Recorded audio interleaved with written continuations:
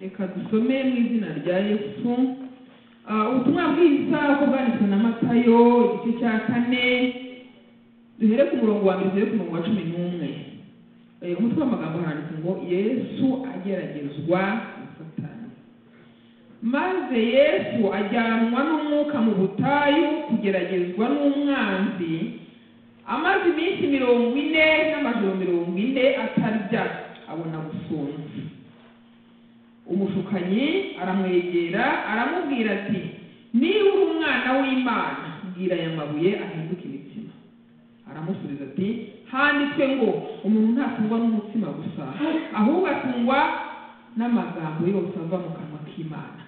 Maze umwanzi amujyana ku murwa wera, amuhagarika ku gasongero k'urusengero, aramubwira ati, niba uri umwana w'Imana ijugunye hasi, kuko handitse ngo izagutegekera abamarayika bayo bakuramire mu maboko yabo ngo udakubita ikirenge ku ibuye.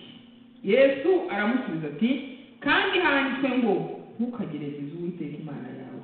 Umwanzi arongera amujyana mu mpinga y'umusozi muremure cyane, amwereka ubwami bwose bwo mu isi n'ubwiza bwabwo. Aramubwira ati, biriya byose ndabiguha nupfukama ukandamya. Yesu aramubwira ati, genda Satani, kuko handitswe ngo uramye Uwiteka Imana yawe aba arikorera yonyine. Umwanzi aherako aramureka, maze haza abamarayika baramukorera, bakira ijambo ry'Imana. Yesu ashimwe. Amen, amen. Tugize umwanya mwiza cyane wo kumva ijambo ry'Imana. Aya ni amagambo musanzwe muzi, abantu benshi bakunda kuhigisha, ariko ijambo ry'Imana buri gihe uko rije iyo uteze amatwi neza usanga rije ari rishyashya, kandi Imana ifite icyo ishaka kwigisha. Nubwo yakoresha umurongo umwe uyu munsi ikawukoresha n'ejo bundi, Imana ifite ukuntu yigisha umuntu ikoresheje ijambo rimwe, ariko umuntu akavanamwo ibye n'undi akavanamwo ibye. Aya magambo ni amagambo akomeye cyane. Nk'uko mubizi, Yesu yari amaze iminsi 40 n'amajoro 40 ari mu masengesho. Satani ajya yubahuka, nta n'umwe atinya umuntu uvuye mu masengesho. Satani ntabwo atinya amasengesho, ni ukuba maso. Satani afite gutinyuka cyane, azi kwivanga, ntabwo yubaha. Ntabwo yubaha ubundi umuntu uvuye mu masengesho cyangwa mu masengesho. Satani yagombye kumutinya akamwubaha, ariko arubahuka cyane. We yatinyutse na Yesu. Ayo ni amagambo umutwe wayo uravuga ngo Yesu ageragezwa na Satani. Ariko Imana yampaye kuyasobanura nkoresheje umutwe Imana yampaye nise ngo mu mpinga y'umusozi. Amen. Kuko muri iri jambo harimo ibintu bitatu. Harimo ko Satani yabonye ko Yesu yashonje, amutegera ku nda, azanye ibintu by'imitsima, imitsima w'umukati n'ibyo kurya nicyo kimwe. Ahandi turabona ko Satani yajyanye Yesu ku gasongero k'urusengero, nabwo aramugerageza. Ahanyuma turabona ko Satani yajyanye Yesu mu mpinga y'umusozi muremure ngo cyane. Umusozi muremure cyane. Yero nifuje kuvuga cyane cyane, urumva ko ni ibintu bitatu. Harimo ibyo kurya, hakabamo ku gasongero k'urusengero, hakabamo no mu mpinga y'umusozi muremure cyane. Numvise Imana impata kuvuga ku mpinga y'umusozi muremure cyane. Amen. Kuko urumva Satani yakoresheje uburyo butatu bugenda busa nkaho bwisumura. Bivuye ku byo kurya, bigiye ku rusengero, mu gasongero k'urusengero, nanone bigiye mu mpinga y'umusozi kandi muremure cyane, nta nubwo ari umusozi usanzwe, ni umusozi muremure ariko usumba iyindi. Urumva hari aho Satani ageze umuntu harushijeho kwisumbura cyane ariko mu buryo bwa danje. Amen. Mukurikira amagambo n'amagambo yo mu buryo bw'umwuka, umuntu yakurikiye neza yakumva ari ibintu bikomeye cyane, kuko turi mu rugendo rujya mu ijuru kandi ntawe ufite urukingo, ntawe uri vaccine mu kugeragezwa, nta muntu ufite urukingo, ahubwo turi abantu bari ku rugamba twiteguye guhangana n'umwanzi. Amen. Ugomba kwiyumva nk'umusirikari uri ku rugamba, ntugomba kwiyumva nk'umuntu wasonewe. Nta muntu wasonewe ku ntambara y'umwuka, ahubwo tugomba kuyirwana mu izina rya Yesu kandi tukayitsinda. Ku murongo wa 2 kugeza ku wa 3 haraboneka amagambo aganisha ku kwifuza k'umubiri. Urumva gusonza n'ibijyanye n'umubiri, gusonza ibijyanye n'umubiri. Satani ajya akoresha kuri wowe nanjye ibigeragezo bijyanye n'umubiri. Hashobora kuzamo gusonza, hashobora kuzamo kwifuza imitekerereze mibi, hashobora kuzamo ibintu bijyanye n'iby'umubiri ushaka, iby'umubiri ukeneye, iby'umubiri ushaka. Satani ahangaha ajya hakoresha. Ahandi turabona ko ku murongo wa 5 kugeza ku wa 6 Satani yakoresheje ibintu byo kwiyemera, mbese kuvuga ngo uzi icyo ndi cyo, niko uransuzugura, uzi uwo ndiwe, niko uzi uwo ndiwe, uzi uri mu kubwira ayo magambo, mbese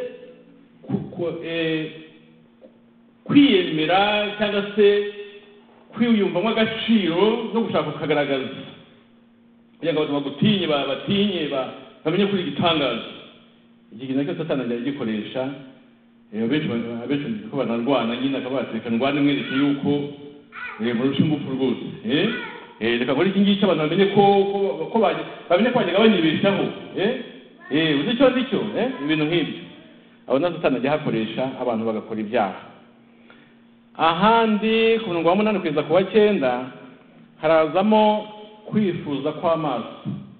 Amaso ajya atwereka ibintu, amaso agaducumuza. Amen. Amaso agaducumuza, ukareba ibintu kumva urabyifuje bitewe n'amaso, bitewe n'uko amaso akuruye ibyo bintu, ubwonko bwawe bugatekereza cyane kuri ibyo bintu, bukaba bwatana bukagira kwifuza nyine gushingiye ku maso. Aya magambo tugiye kuyaganiraho ariko tuganisha mu buryo bwo kurwana kwacu. Satani ntabwo yateye Yesu mu buryo busanzwe. Burya Satani ajya amenya aho ugeze, Satani ajya amenya igipimo cyawe cy'agakiza, Satani ajya amenya aho ugarukira mu kugira imbaraga z'umwuka, akaza azanye imbaraga ashingiye ku kuntu ari kukubona. Urumva kugira ngo aze gushukashuka Yesu yasanze mu bundi buryo bworoshye bitazoroha, noneho aza akoresheje ijambo ry'Imana. Aza noneho akoresheje ijambo ry'Imana. Aya magambo twasomye aha ngaha kagenda nsoma ndabagenda mbabwira, yenda ufite Bibiliya aragenda usomera bureba mu gutegeka kwa 2 mu gice 8 umurongo wa 3, gutegeka kwa 2 ibice 8 umurongo wa 3. Wewe hashaka urebe no muri Zaburi ibice 91 umurongo wa 11 kugeza 12. Mu gihe cyashaka nkomeze mvuge kuri aya magambo ngo ajyanwa n'umwuka uri Yesu, ajyanwa n'umwuka mu butayu kugeragezwa n'umwanzi. Ubundi Imana ntabwo ariyo itugerageza, tugeragezwa n'umwanzi. Ariko hari igihe Imana yemera ko umwanzi atugerageza kugira ngo Imana irebe gukomera kwacu cyangwa se kurwana kwacu cyangwa se urukundo tuyifitiye n'ishyaka dufitiye Imana hari igihe reka tukageragezwa ariko si tugerageza. Ajyana n'umwuka mu butayu kugeragezwa n'umwanzi iminsi 40 n'amajoro 40 atarya atanywa abona gusonza.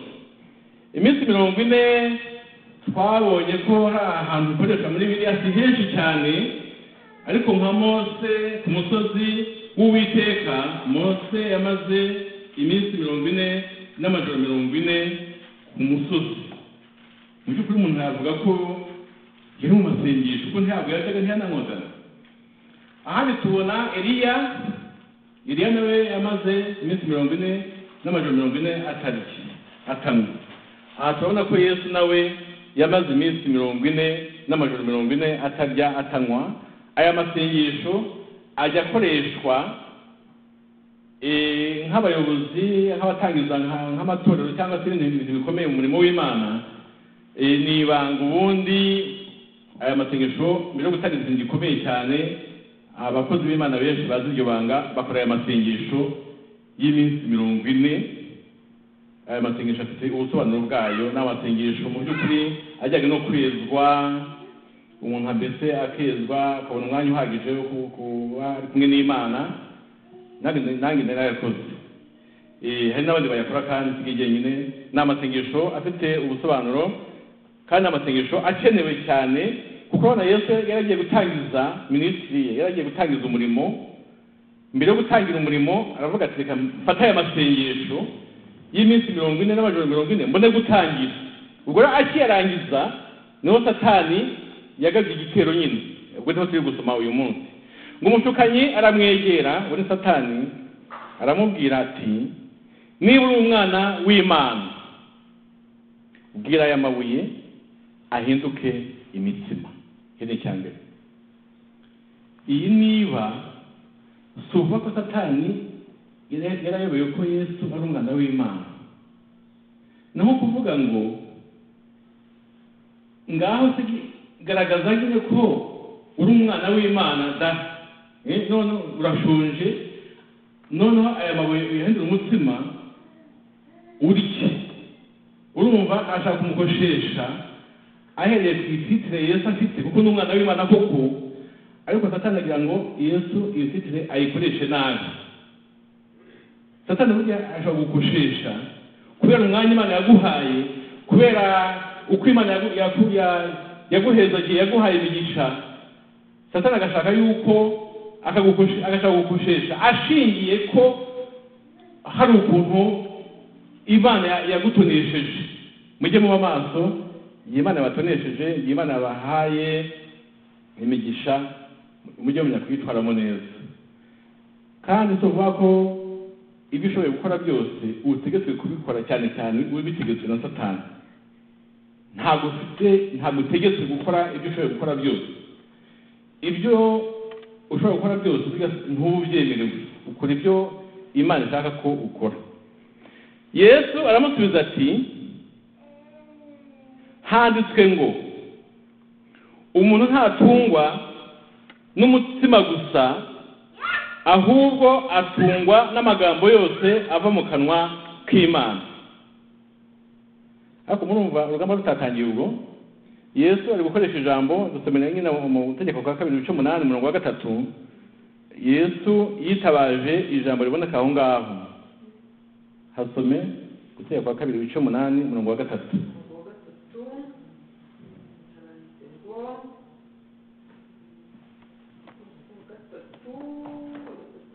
Gutegeko kwa 2:8 Nuko yagucishije bugufi ikundira ko witwa n'inzara, ikakugaburira manu wari utazi n'abasokuruza banyu batigeze kumenya, kugira ngo ikumenyeshe yuko umuntu adatungwa n'umutsima gusa, ahubwo yuko amagambo yose ava mu kanwa k'Uwiteka ariyo amutunga. Amen. Aya magambo yabwiwe Abisirayeli nyine kugira ngo bamenye yuko umuntu adatungwa n'umutsima gusa, ahubwo atungwa n'amagambo yose ava mu kanwa k'Imana. Ko iminsi bamaze mu butayu iriya myaka yose ntaho bahingaga, nta handi babonaga ibyo kurya, ni Imana ubwayo yabatunze. Yerekana ko mu butayu ushobora kubaho ukabona ibyo urya mu mbaraga z'Imana. Imana ishobora gutunga bidatewe n'imirimo wakoze, ikagutungira no mu butayu. Aha rero Yesu nawe yakoresheje ijambo ashaka kubwira Satani ko umuntu adatungwa n'umutima gusa, ahubwo ko ashobora gutungwa n'amagambo yose ava mu kanwa k'Imana. Ariko ayo magambo yose numva ariko atwigisha mujye mwubaha ijambo ry'Imana. Mu by'ukuri nabwiye ko Mose yanditse ibitabo nyine bitanu bya mbere, Itangiriro, Kuva, Abalewi, Kubara, Gutegeka kwa kabiri, ni Mose wabyanditse. Urabona ko Yesu atabawe n'ijambo yandikishije, yakoresheje Mose ngo yandike. Nuwo Yesu atabawe n'ijambo ry'umugaragu we, Yesu atabawe n'ijambo rya Mose yanditse. Yesu atabawe n'ijambo yandikishije anyuze kuri Mose. Yesu atabawe n'ijambo. Tuyavuye ku ijambo ryagutabara burya. Amen. Ijambo ry'Imana ryagutabara. Kandi Satani iyo yaje mu buryo bw'ijambo aba yaje nabi. Numva ngo nibwo buryo bwo hejuru bwo kugerageza umuntu Satani abona ko akomeye mu bintu by'Imana. Kuko Satani ntabwo yakubwira ngo ngenda ngo ukubita umuntu azi ko utabyemera. Satani ntiyakubwira kugenda ngo ujye kwiba umuntu azi ko utabyemera ibyo ngibyo. Ariko Satani ashobora kunyura mu buryo bw'ijambo ry'Imana.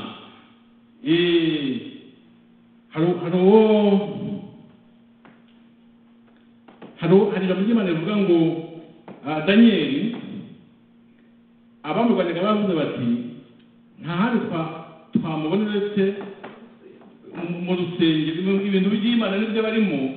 Ni ukuvuga ngo Satani agutegera mu bintu by'Imana kuko ariho azi ko yagusanga, niho azi ko yagusanga.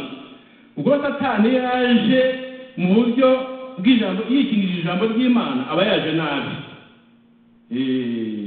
Ngo ujye unywa gake kubw'uburwayi bwawe. Abona ugasanga banyoye za whisky amacupa n'amacupa, ngo muri biriya ngo harimo ngo ujye unywa gake kubw'uburwayi. Ugasanga umuntu yasinze ngo hari umurongo uvuga gutyo.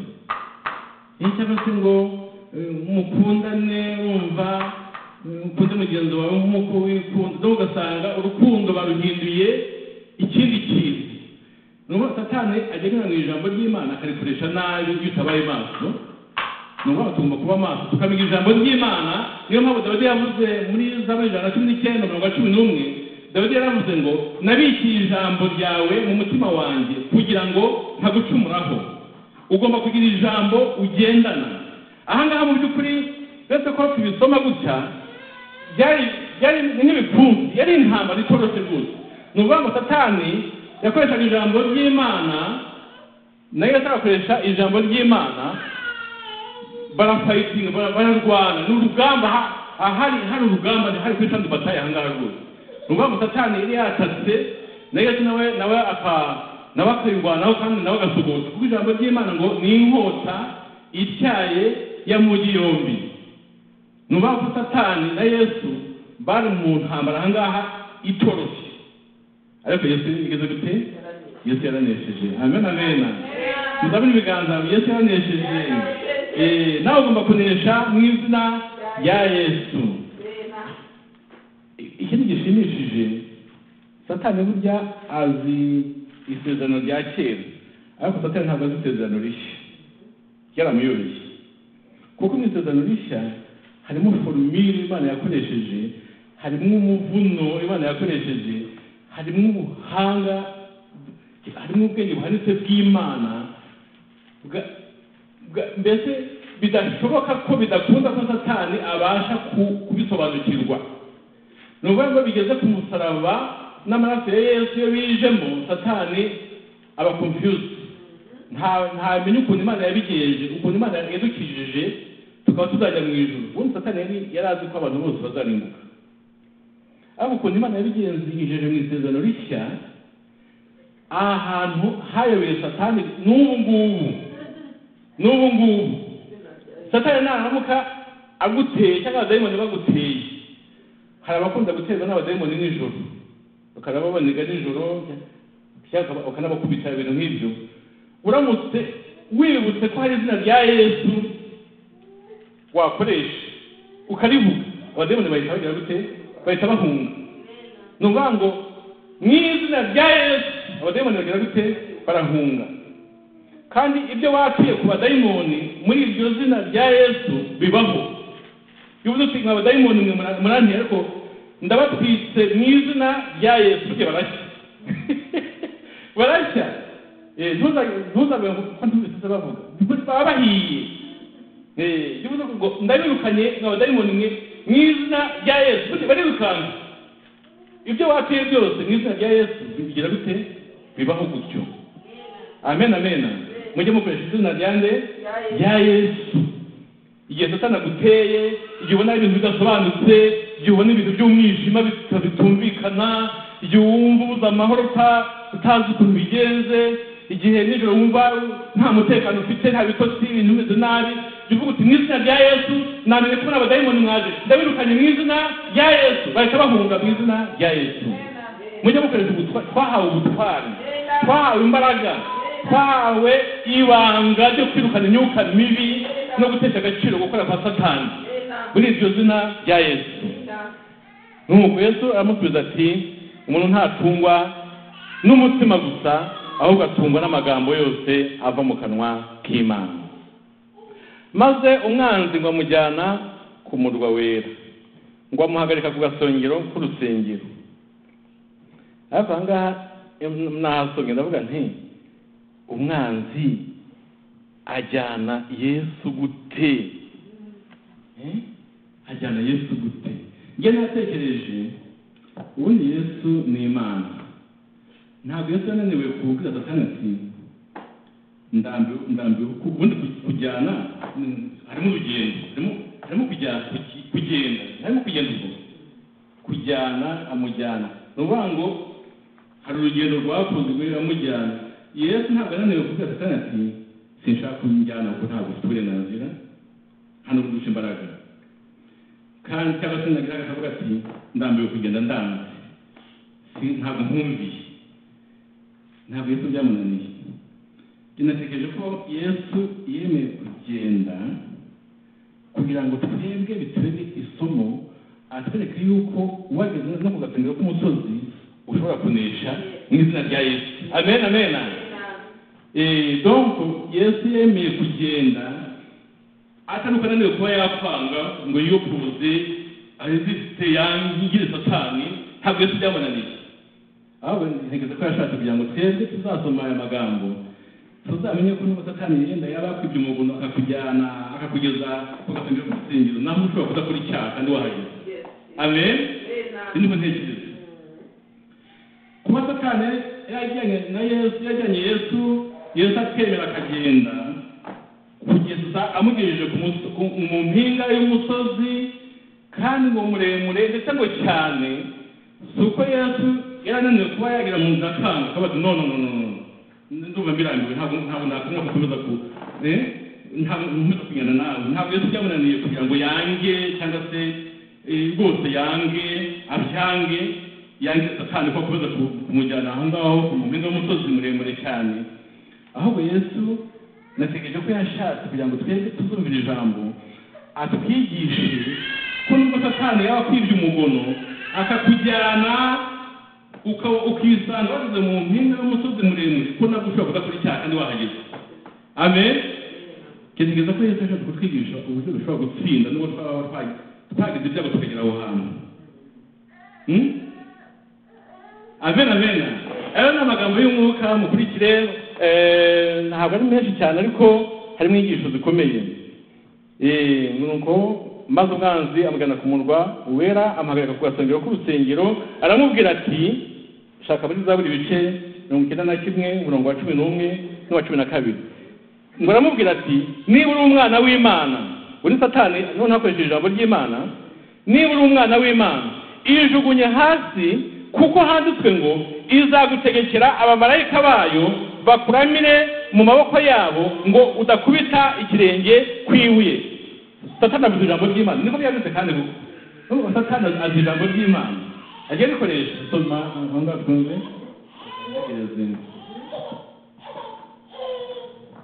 kuko azagutegekera abamarayika be ngo bakurindire mu nzira zawe zose, bazakuramira mu maboko yabo ngo udakubita ikirenge ku ibuye. Amen, amen. Urumva ko Satani azi ijambo ry'Imana ku buryo rivuga atanategwa rwose. Ariko azi isezerano rya kera niryo azi, irishyashya isezerano rishya ntabwo akandiramo, ntagerageza.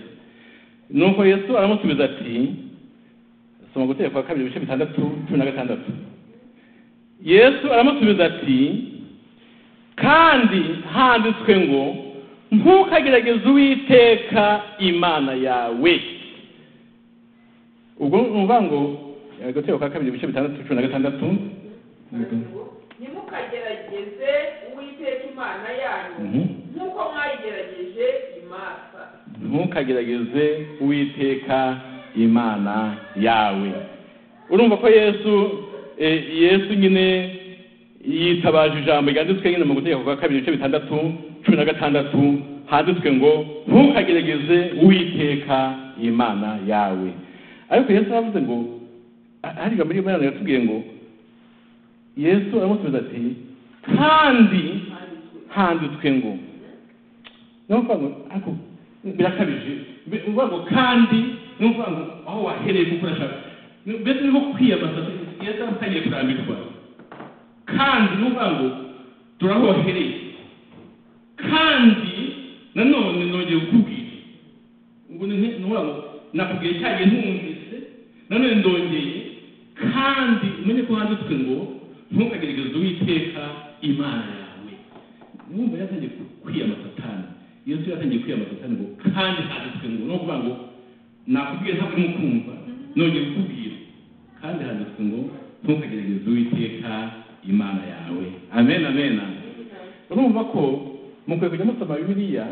Ijambo ry'uyu munsi ni ijambo twereka yuko dukwiye kuba abantu b'abatunzi b'ijambo ry'Imana. Hari igihe uzatabarwa n'ijambo ry'Imana, hari igihe uzatabarwa n'umurongo wafashe mu mutwe wibuka uri mu ijambo ry'Imana, hari igihe uzatabarwa n'ibyo wabashije kubika. Mujye musoma ijambo ry'Imana. Mbajije nk'umuntu bari mwabanje se hashize iminsi ngahe ubumbuye Bibiliya ugasoma? Ntabwo mbabajije, yenda ubutaha ubwo mbibabwiye mwasomye yenda ijambo ry'Imana muvuga mutatubwira ngo tubaza yenda tugatsindwa. Ariko ijambo ry'Imana rikwiye kuba ibyo kurya byawe bya buri munsi. Amen. Nk'uko buri munsi turya ibyo kurya bisanzwe, ni nako dukwiye kurya ibyo kurya by'umwuka. Ntaho bitaniye. Uko iyo utarya ugenda usonza, kandi uko uje gusonza ushobora no kurwara. Kandi iyo ukomeje gusonza cyane, abana bo ushobora no kurwara bwaki, cyane ku bana. Urumva ngo by'umwuka naho bidasoma ijambo ry'Imana utangira gusonza, wagera ukaba nk'umurwayi. Uzukagira umuntu ushonje cyane muri ibyo kurya kumva atanabishaka, kubera ko nta peti. Burya peti uyifite kubera ko uheruka kurya. Ariko uheruka kurya na peti iba yagiye, banza kwa muganga bafite ubundi buryo bakoresha, banza kugutuza hari utuzi bakamenyereza agasuku wenda gakeya gutyo, bakazabona kuko ibyo kurya nyuma, kubera ko ntabwo organisme yawe igifite ubushobozi bwo kuba yari, kuko umaze igihe kirekire utarya. Niyo mpamvu usanga abantu babihirwa n'ijambo ry'Imana. Uvuga uti tugiye gusoma ijambo ry'Imana, mube maso, tugiye gusoma hano, ukumva umuntu agiye gusoma bya bindi. Kandi impamvu wumva bikubihiye ni uko ntiziheruka kurya iby'umwuka. Numva gusoma ijambo ry'Imana bikubihiye utabishaka, uzamenya ko utangiye gusonza, apeti y'ijambo ry'Imana yatangiye kugenda, bitewe n'uko udaherutse gusoma ijambo ry'Imana no kurisomerwa birakubihiye. Ariko iyo uri umuntu witoza gusoma ijambo ry'Imana bavuze bati tugiye gusoma hana ubu wari bamushaka ubutegereje ko bavuga hariho umunani utangire gushakishe usome kuko ufite apeti urashaka kurya iby'umwuka urumva biryoshye urumva iby'Imana bikuryoheye ntabwo bikubihiye ahubwo bikubihirwa n'ibintu by'Imana ko ari akaga udukubihirwa n'ijambo ry'Imana.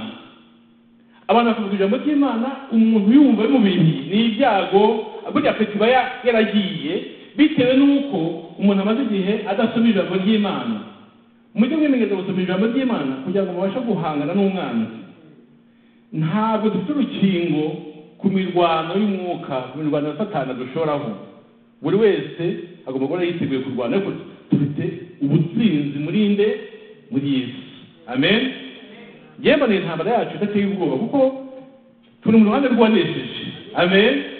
Nubwo waba ufite intege nkeya ntacyo bitwaye kuko komanda wawe uyoboye urugamba rwawe yaratsinze.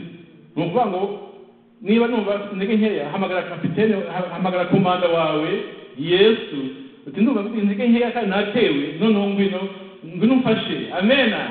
Yesu ahita aza. Amen.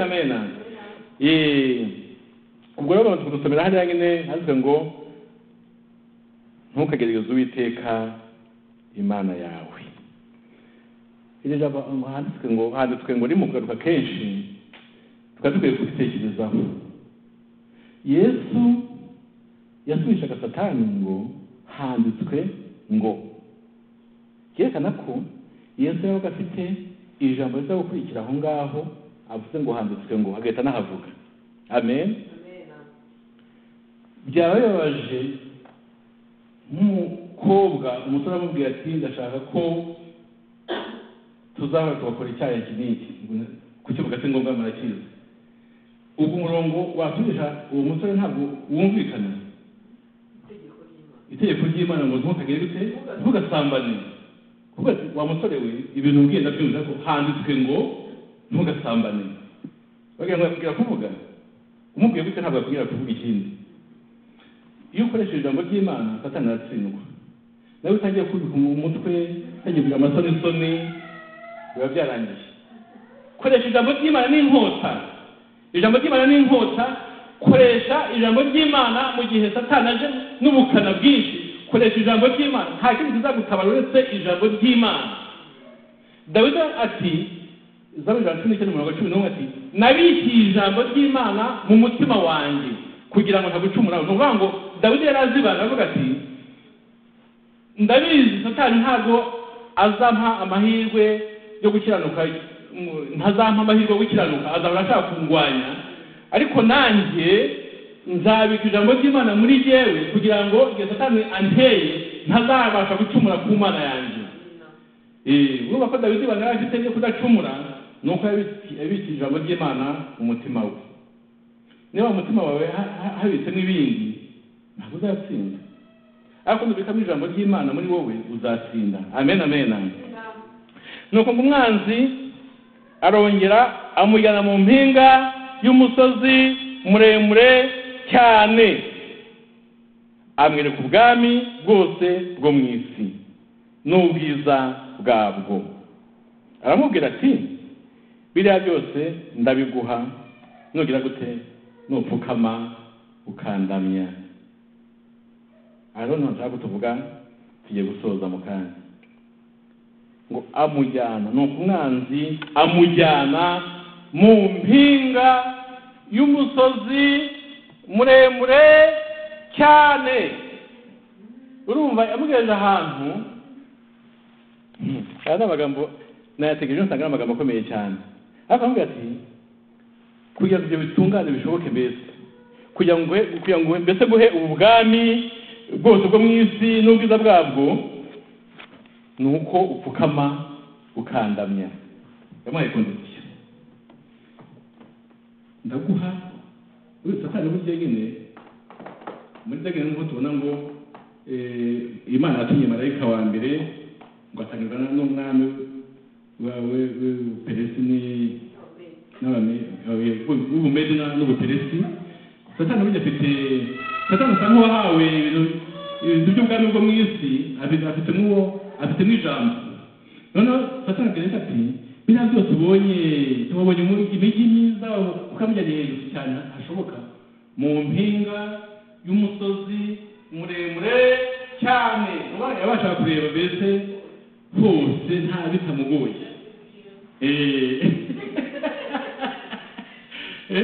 Amwereka byose ati wabonye uriya mujyi, wabonye n'uyu mujyi, wabonye hariya amazu, wabonye ibi bintu byose wabibonye byari byiza koko. Biriya byose uko bibonye nabiguha ubu ngubu, ariko kondisiyo pfukame, urumva. Noneho numara gupfukama ntabwo biba birangiriye aho, unandabiye ndabiguha byose. Mbega ijambo! Hari igihe rero satani ajya atugeza mu mpinga y'umusozi muremure cyane. Ntabwo nazo gasongero nako twakabonyeho, aho dushaka kuvuga mu mpinga y'umusozi muremure cyane. Yesu aramubwira ati, soma Guteka kwa 2:6-13. 6:13. Wubahe Uwiteka Imana yawe, aba ariyo ukorera, izina ryayo aba ariryo urahira. Amen. Yesu aramubwira ati, genda Satani, kuko handitswe ngo uramye Uwiteka Imana yawe, aba ariyo ukorera yonyine gusa. Ndetse birekana ko ahangaha Satani yarakoze ikintu gikomeye cyane. Ngiye mutega amatwi mwumve. Iyo Yesu yibeshya agapfukama akaramya Satani, Yesu ko cyari gushoboka, ntabwo byari gushoboka mu by'ukuri. Ni ukuvuga ngo gahunda yo gucungura umuntu yari igeze gute, yashyizweho iherezo. Mu yandi magambo nagira ngo Yesu mwenge mu muhamashyi mbere ko mvuga icyo ngiye kuvuga. Mbese ni nka kwa kundi uba uri ahantu ariko urepresenta abandi bantu. Ni ukuvuga ngo gutsinda kwawe niko gutsinda kw'aba bandi, gutsindwa kwawe niko gutsindwa kw'aba bandi. Yesu muri kiriya gihe ageragezwa, isi ubwo mvuga isi n'umva abantu, yari iri mu ihurizo rikomeye, kuko twari tugiye gutakaza amahirwe yose twari tugejeje muri Yesu. Amen. Twari tugiye gutakaza gucungurwa kwacu. Ni ukuvuga ngo Yesu yatsindwa hariya hantu, natwe twari kuba ibyacu biturangiranye. Ni ukuvuga ngo isi mbese yari muri faze ya danje kuri twebwe abantu. Iyo Yesu aramuka atsinze, twari kuba natwe tubuza agakiza k'Imana, twari kuzarimbuka twese. Yesu abwira Satani ngo, Yesu aramubwira ati, genda Satani. None ntabwo kunegosiya, hano byo kuvuga nabo ati, genda Satani, handitswe ngo uramye Uwiteka Imana yawe, aba ariyo ukorera yonyine. Genda Satani. Mujye mugira ijambo ryo kwirukana imyuka mibi. Satani mujye mumwirukana. Dufite ubushobozi bwo kwirukana Satani, ntabwo kumutinya no gushaka kubunegosiya nawe. Hari igihe biba ngombwa kuvuga ngo genda, ndumva ndambiwe n'agasuzuguro k'abadayimoni, genda ndabirukanye imyuka mibi mwe. Genda Satani, handitswe ngo yawe uyu munsi kugira ngo mbahaye umukoro, ugende ushaka imirongo nibura nk'itatu itandukanye, ahantu hatandukanye, uyifate mu mutwe, bitewe n'uko ujya wumva uterwa, kuko ntabwo udaterwa kimwe. Uko Satani atera abubatsi ngo siko atera abasiribateri, uko Satani atera abacuruzi siko atera abaprofeseri mu mashuri. Ni ukuvuga ngo Satani afite ukuntu yataka bitewe n'ubuzima umuntu abamo. Ureba ubuzima ubamo, ushake ahantu wavana amagambo make ufata mu mutwe azagutabara mu gihe cy'urugamba. Uzavuga ngo handitswe ngo, Satani nagutera umusubishe ngo handitswe ngo. Satani uje gutya ariko handitswe ngo, uhise shyiraho umurongo ugufasha mu rugamba uzaba urimo bitewe n'ubuzima bwawe. Ubuzima bwawe n'ubwanjye si kimwe neza, ntabwo tugeragezwa kimwe twese. Ushaka imirongo igufasha mu buzima ucamo cyangwa mu buzima urimo, muri ibyo ushaka ahantu hagufasha hajyanye n'ubuzima bwawe. Ushaka imirongo yagutabara mu gihe watewe. Ujye uvuga ngo handitswe ngo, urumva ntihaze umuntu gushuka uvuga ngo handitswe ngo, nuhura n'ibintu kugerageza ibintu uvuga ngo handitswe ngo. Imyuka mibi niza yana n'umuntu ukubona ariko ukumva ko watewe n'imyuka mibi uvuga ngo handitswe ngo. Ushyira amagambo akurikiyeho imbere bitewe n'uko yateguye, bitewe n'intambara ucamo uyu munsi. Yesu avuga ngo genda Satani, kuko handitswe ngo uramye Uwiteka Imana yawe aba ariyo ukorera yonyine. Umurongo ukurikiraho, ubundi Satani ntabwo agomba kuramya Satani, nako Yesu ntabwo agomba kuramya Satani kuko Yesu ni Imana. Ibi byose Satani yagerageje gukora aha ngaha agira ngo akosheshe Yesu, akora ibintu bitari mu mwanya wabyo no mu gihe cyabyo. Kuko byerekana ko Yesu yavumbuye Satani. Yesu nako Satani yamuteze umutego. Ibi Satani yavuze ngo nupfukama ukandamya ku murongo uheruka 11, tubona ngo abamarayika baje, noneho abamarayika baraje ngo bapfukamira Yesu baranamuramya. Byerekana ko Yesu yavuze ngo ahubwo uramye Uwiteka Imana yawe aba ariyo ukorera yonyine. Yesu aho kugira ngo Yesu aramye Satani kuko ntibyagomba gukorwa, ahubwo abamarayika baraje baramya Yesu. Noneho Yesu yerekana isura yo kuramya uko ugomba gukorwa. Amen. Niba ku murongo uheruka Yesu yakosoye Satani, yerekana kuramya uko ugomba gukorwa. Kuko ugomba kuramya ari Yesu nk'Imana, kandi ari ugomba gukorerwa wenyine. Kandi yereka Satani ko mu by'ukuri tiwakomeza kuvuga ngo umwana we ni umwana w'Imana. Noneho reba bari kundamya nige Imana, menya ko ndi Imana. Noneho ahubwo warukaye kuramya Uwiteka Imana yawe uko nige Uwiteka. Hariya Yesu ashimangiye ubumana bwe. Aba Satani wavuga ngo tukame kuramya ariko sibyo, ahubwo abareka ko bari kundamya nige Imana, ngo wagomba kundamya no kubananiranye nige Imana ukwiye kuramya yonyine. Yesu ashimangira ubwambi bwe, ashimangira kuramya kwe ko ariko kuri gukorwa konyine.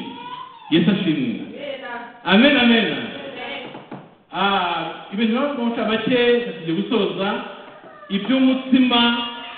Yesu umuzuko yavuze ngo handitswe ngo umuntu ntatungwa n'umutima gusa, ahubwo atungwa n'ijambo ryose riva mu kanwa k'Imana. Ibijyanye no gutegeka k'urusengero, Yesu yanze gusimbuka.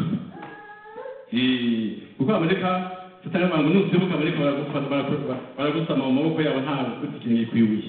Yesu yanze gusimbuka. Nuvuga ngo ibyo ushoboye gukora byose, ibyo ufite ubushobozi byose, siko wemerewe kubikora burya. Nta bintu byose dufite ubushobozi twemerewe kubikora. Ntukajye gukora ibintu byose kubera ko umuryango ufunguye, ntugomba kwinjira mu muryango ufunguye. Umuryango ushobora kuba ufunguye ariko ntuwinjiremo, ntabwo ushobora kwinjira mu muryango ufunguye. Nuvuga ngo ibyo tubona biri imbere yacu dufite ubushobozi bwo gukora, ntabwo tugomba kubikora kuko dufite ubushobozi. Dukwiye guhitamo ibigomba gukorwa n'ibitagomba gukorwa, nubwo dufite ubushobozi yenda bwa byinshi. Aho ku murongo wa nyuma, ku musozi, mu mpinga y'umusozi muremure cyane, niyo ngiye kuvuga gatoya muri aka kanya tugiye gusoza. Abana batoya bakunda iki? Bakunda kurya iki? Fry? Ice cream? Abana bato bitewe na nguyu muntu, hari n'abakunda biscuit, hari abakunda chocolate, bombo, n'ahantu amagani. Iyo Satani akugejeje mu mpinga y'umusozi muremure cyane, ni nko gufata ice cream ifunguye ukayisiga hamwe n'umwana hano, wowe ukagenda mbese ukamutega mu cyumba na ice cream iri iruhande rwe, cyangwa se na bombo mwavuze na biswi icyo umwana akunda cyane kikaba kiri hafi ye afite ubushobozi bwo kugikoraho akakirya wowe kandi nta muntu mukuru uhari ngo amubuze byanze bikunze uwo mwana kugira ngo ye kurya icyo kintu kimuryoheye biragoye kubera ko kiri hafi ye afite ubushobozi bwo kukirya nta nkurikizi abona aho ngaho nta muntu uri mu kumubuza kukirya ari mu cyumba wenyine afite ibyo kurya bimuryoheye aho ngaho mu by'ukuri akenshi umwana arabirya satani yakugejeje mu mpinga y'umusozi muremure cyane ni nk'uwo mwana ufite ice cream iruhande rwe kandi akaba anashonje cyangwa se akaba afite biswi abona iruhande rwe kandi akaba ashonje cyangwa se akaba afite ibindi byo kurya abana bafite gukunda ibyo kurya mu buryo butandukanye umuntu wese ateguye gukunda ibyo kurya ndashaka kuvuga mbese ibyo kurya biryoheye umwana biri iruhande rwe ibyo ngibyo babigeraga nuko umuntu satani aba yamushyize ku mpinga y'umusozi muremure cyane abasha kureba ibyo yumva yagira ibye satani ajya kugeza mbese ni ukuzana ikintu cyiza ikintu mbese azi gukunda cyane akakigushyira mu maso akakikwereka gutya akakigutakira kandi akavuga ati ni icyawe rwose gifate nta kibazo gifate uburyo uhageze mu mpinga y'umusozi muremure cyane reka tuvuge yenda nk'umucuruzi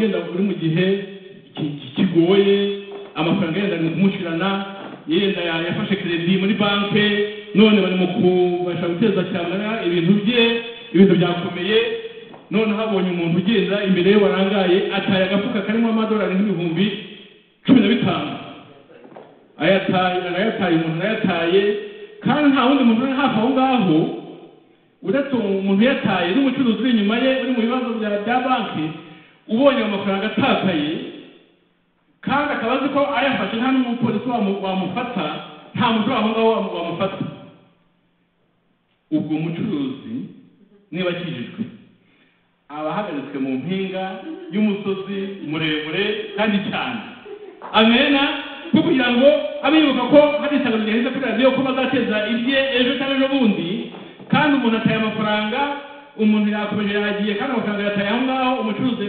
ayitegereza abone kandi yafashe nta n'uwamufata kugira ngo avuge ati reka nyafate mpamagare uriya yataye yamuhe umuntu ntabanesheje abanesheje amena uwo ni umucuruzi rero wageze mu mpinga y'umusozi muremure cyane ariko akaba akijijwe mu mpinga y'umusozi muremure cyane tujya tuhagera mu buryo butandukanye ushobora kuba uri umusore ufite umukobwa wakunze cyane ntukavuga uti umukobwa rero mukagenda mukamura ahantu mukabona ko agukunze niba umusore n'umukobwa ushatse wamusimbaza n'umukobwa mukamura ahantu nta muntu rero wamenya n'ibyo murimo kandi ukabona ko nta kibazo gihari kindi ko ibyo bintu ushobora kuba nta muntu ubafashe nta nkurikizi yindi aho ukavuga uti ijambo ry'Imana rivuga ngo ntugasambane amena handitswe ngo ntukagire gute ntugasambane ubwo musore n'uwo mukobwa baba bahagaritswe mu mpinga y'umusozi muremure kandi cyane amena ubwo rero kunesha ni ukuba washyizwe imbere ikintu nk'icyo ngicyo wumva umutima wawe uba ushaka kugeraho ariko ukakibuza kuko ijambo ry'Imana rikubuza ukaba unesheje gutyo ugeze mu mpinga y'umusozi muremure cyane uri kureba ibyo wari ufitiye ndetse ubushobozi bwo kuba wakora urabyibujije kubera ijambo ry'Imana wabitse muri wowe ubwo unesheje mu izina rya Yesu amen undi reka tuvuge nka Dawidi yigeze ahantu nkunda kumuvuga yigeze ahantu asanga Sawuli yasinziriye n'abagaragu be basinziriye kandi Dawidi yavugaga Sawuli kuko Sawuli yashaka kwica Dawidi yari afite ubushobozi bwo kuba yakwica Sawuli kuko ikibazo Dawidi yari afite ni icyo Sawuli nyine wari usinziriye aho ngaho abagaragu ba Dawidi baramubwira bati turakoze kugira umutima w'impuhwe, uyu mugabo reka tumwiyicire twebwe Dawidi ngo ushobora kutamwica, dore niwe waturuhije niwe utugejeje muri ibi bigunda byose no mu buvumo. Dawidi aravuga ngo ntabwo twabangura ukuboko ngo twice uw'Imana yabikishije amavuta. Urumva Dawidi nawe yari ategetswe mu mpinga y'umusozi muremure cyane, hahandi ndetse ushobora gukora icyaha, bishoboka ko wakora icyaha rwose, bishoboka ko wakora icyaha ariko ntugikore kubw'ijambo ry'Imana. Amen amen. Abasore bafite impinga z'imisozi miremire cyane, iyo zidahuje n'impinga z'abashakanye. Abashakanye nabo bafite impinga, buri muntu wese afite impinga y'umusozi muremure cyane ku giti cye. Ubwo nazo kuvuga ibya buri wese, hari byinshi umuntu yavuga, ariko Satani nubona ari kukwereka mu maso yawe, ari kukwereka ikintu azi ko ukeneye cyane, kandi ukavuga ko ikintu ari ikintu Imana idashaka gukora kuko ari icyaha, Satani abakugejeje mu mpinga y'umusozi muremure cyane, kandi Imana igira ngo aho ngaho naho uhanezereze. Amen amen. Iyi mpinga y'umusozi muremure cyane yawe sinzi ari iyihe. Mbarira umuntu nk'aba ntese muri iyi minsi ikintu wumva uri kurwana nacyo Satani ashaka gukoresha ukaba uri kucyanga ni igiki wakivuga, cyangwa se nakimbwiye ariko urakizi. Umuntu wese afite impinga y'umusozi muremure cyane ahanganye nayo. Amen. Ahantu Satani akwegereza icyaha pe ugikabakaba gutyo ukibona icyaha kiri imbere yawe gutya hafi yawe, ariko ukavuga ngo handitswe ngo. Amen amen. Iyo rero handitswe ngo uyu munsi niyo njya mutahana, mwa basore mwe, mwa bakobwa mwe, handitswe ngo yawe uyu munsi ni iyihe? Mwa basore mwe, handitswe ngo yawe ni iyihe uyu munsi? Mwa babyeyi mwe, handitswe ngo yawe ni iyihe uyu munsi? Wa mugabo we, handitswe ngo yawe ni iyihe uyu munsi? Uteretswe ku mpinga y'umusozi muremure cyane, Satani ari kukwereka, ari gutaka ikintu kibi, ari kukikwereka mu maso, ari gutaka yuko ukora icyo cyaha, ariko Imana mu kuvuga ngo uyu munsi uvuga ngo handitswe ngo genda Satani. Amen amen. Uyu munsi tukoresha ijambo ryo kwirukana ibyo kuganira na Satani, tubyange tuvuge ngo genda Satani. Ukwiye kuramwa n'inde gusa n'Uwiteka Imana. Genda Satani. Handitswe ngo nzubaho Uwiteka, handitswe ngo sinziba, handitswe ngo sinzasambana, handitswe ngo sinzica, handitswe ngo sinzangana, handitswe ngo sinzagira ishyari, handitswe ngo ibyaha n'ibyo umuntu yavuga mu mpinga y'umusozi muremure ugezeho. Shaka handitswe ngo usubiza Satani, kandi ubwire ngo genda Satani, genda Satani. Ngo twirukane imyuka mibi, twirukane Satani, twirukane imyuka mibi, twirukane Satani. Nubwo waba ugeze mu mpinga y'umusozi muremure cyane, uracyafite ubushobozi bwo kuvuga ngo handitswe ngo. Amen amen. Tujye gusenga Imana. Abashaka ubutsinzi nubwo muri mpinga z'imisozi, muhaguruke dusenge Imana.